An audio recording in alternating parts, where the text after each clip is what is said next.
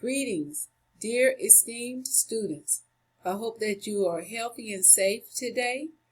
Today's chapter or today's lesson will be over chapter 10, Applying Critical Work Skills.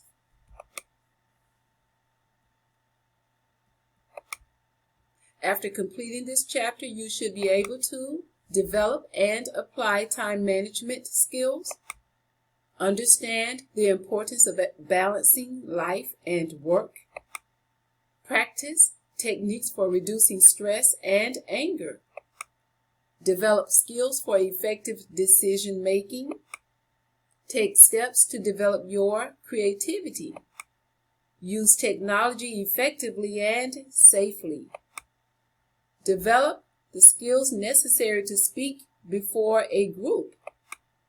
Self-management tools, time management, this is so important.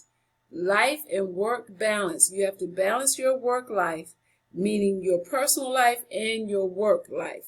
Your school life can be also balanced as well.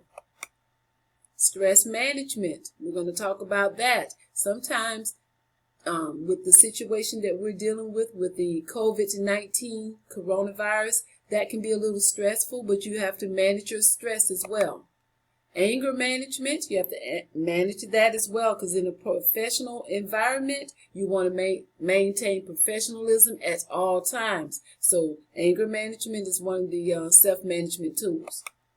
So time management, helpful time management techniques. You need to be organized. Always stay organized.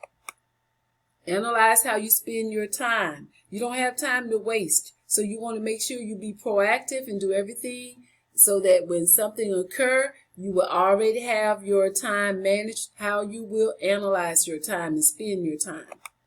Prioritize your to-do list. You need to make sure you put those things that are important first and those things that are least important last. Develop a workable schedule, meaning that you're working on your assignments. So you need to make sure that you have developed a workable schedule so you can complete your chapters 9 and 10 case assignments, as well as work on your work ethics assignments. So you have assignments throughout this semester. You need to develop a workable schedule. Control large projects, meaning that those large projects, you want to do them in small increments. You don't want to try to do everything all at once. You want to do a little bit at a time so that you can manage your large projects. Watch out for time wasters. These are things that waste your time, such as TV, music, internet, looking at and observing things that you don't need to observe, that does not have anything to do with your assignments, being out there on social media. Those are time wasters. You need to focus on your assignments. Stop procrastinating. You don't want to wait until the last minute to try to do your assignments, because you never know, you may have problems with your internet. So try not to procrastinate. Try not to wait till the last minute. Use care when multitasking. If you're doing several assignments or several courses that you're taking this semester, multitask. Do one class on one day, do another class on the next day. Don't try to take on all this work all in one day, so multitask. Or you could do one class 1 hour, another class another hour. So you manage your time by doing those multitask assignments, if you are able to multitask. Now, to balance life and work, you determine what really matters to you. Right now, what matters to you is your education.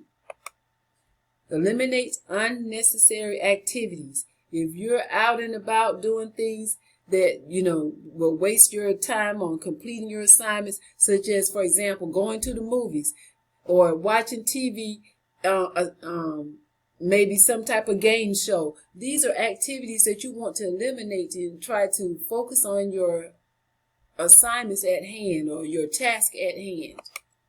Let others help you. That's good, because you all are already working with our peer teachers, Miss Benson and Miss Simmons. Those are the people who are your peer mentors or your peer teachers that can assist you, as well as Miss Bell. Not Miss Bell, Miss Bryant.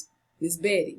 If Miss Betty were available, she would be someone that you can go to for help. But right now, you have your mentors or your peer teachers, and that's Miss Benson and Miss Simmons. And plan time for you. You need to plan time to meditate. You see the picture of the woman meditating. Plan time to just relax and do what you like to do to meditate and relax yourself.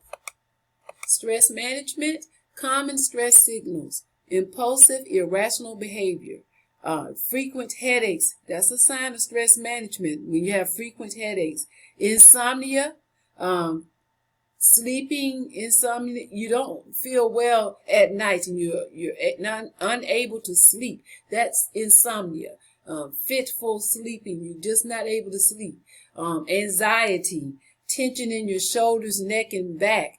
Persistent low energy. These are common stress signals. Other ones are irregular pulse rate. Mood swings when you have headaches. Inability to concentrate when you have insomnia. Anxiety causes frequent flu and colds and any other type of viruses. Tension in your shoulders and neck and back. Those are increased absenteeism or signals. Persistent low energy, you have reduced human interaction. So you want to interact as much as possible with your peer mentors or your peer teachers. Dealing with stress, to build relaxation and stress management into your lifestyle.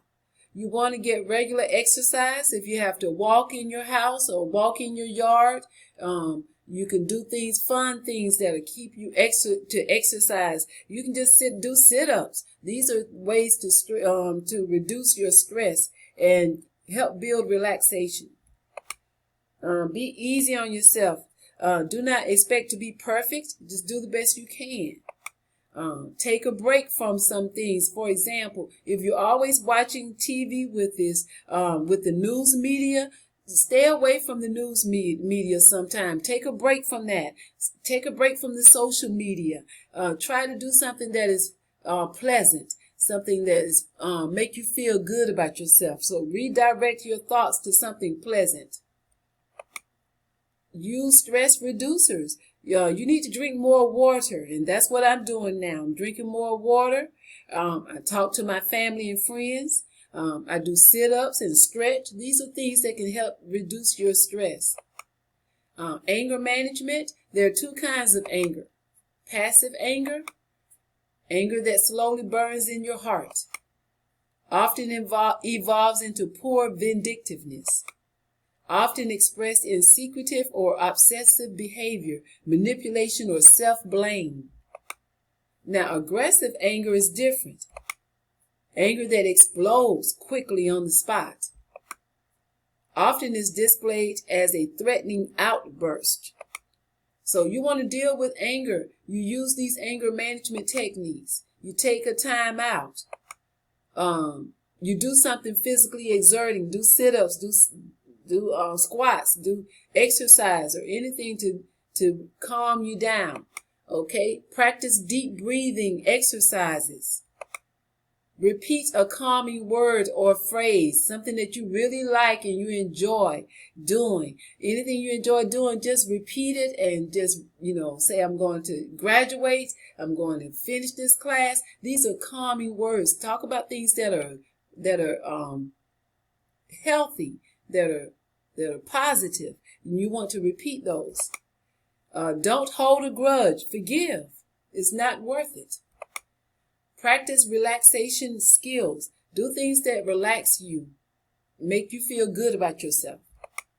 Use assertive communication rather than aggressive behavior. You want to be assertive. We talked about assertiveness and aggressiveness in previous chapters. So go back and look at those chapters about assertive communication and aggressive behavior. Assertive is when there's a win-win for both sides. Aggressive, there's a win-lose. So you want to make sure you use assertive communication. You're not passive, you're not aggressive, but you're assertive. Aggressive means you're very aggressive, you're angry. So you want to, don't use aggressive behavior, use assertive communication. Efficient work habits. Your goal is to work smarter, not harder. Okay? You make decisions and solve problems. Develop your creativity. Use technology effectively. Decision-making process. Identify the goal and the decision to be made. Get the facts. Identify the alternatives. Rate each alternative.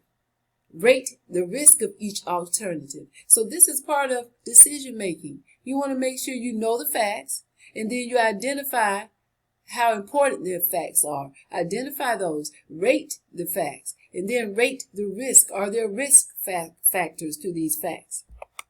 Decision-making process continued. Make your decision based on the goal, the facts, the alternatives, and the risk involved. Implement a decision. Evaluate the outcome of your decision. Are you creative? Creative people are curious and enjoy a challenge. They have a great deal of physical energy. They tend to be optimistic and smart. They display a combination of playfulness and discipline, of responsibility and irresponsibility. They are comfortable with imagination, and yet they maintain a sense of reality. They don't give up easily, and they persevere and work hard. They are willing to take risks. They are very passionate about their work, yet can be extremely objective. Use technology effectively. Effective use of technology includes information management. You maintain a contact list. You have a calendar, and you notice I always tell you to mark your calendar. So that's effective on your mobile devices. Maintain task list on your mobile devices. It could be your cell phone, your laptop, your iPad, or even if you don't have mobile devices, write it on a piece of paper or go to a calendar and mark it on the calendar. File management. Archive your data, meaning you already do this. You save your documents on your USB. That's archiving. Safety, security, and responsible use. You try to maintain your USB and not lose it. And then you can also upload it into Blackboard, your assignments. That's archived.